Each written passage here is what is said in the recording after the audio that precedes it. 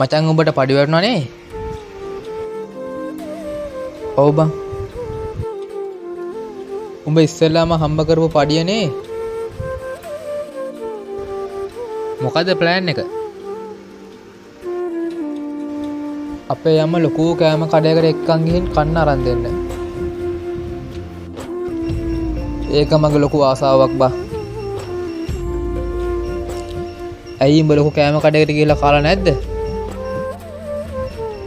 ඇත්තටම කිව්වොත් අපි ලොකු කෑම කඩයකින් කාලා නෑ බා. ඇයි බං ඒ? මගේ තාත්තා පොඩි කාලේ නැති වුණාට පස්සේ මාව බලාගත්තේ මගේ අම්මා විතරයි බං. එයා ගොඩාක් මහන්සි වුණා මට උගන්වන්න.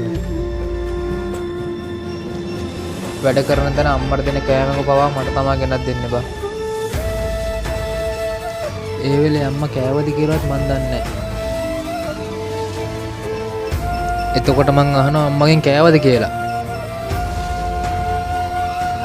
හැම වෙලාවෙම අම්මා කියන්නේ මම කෑවා පුතේ.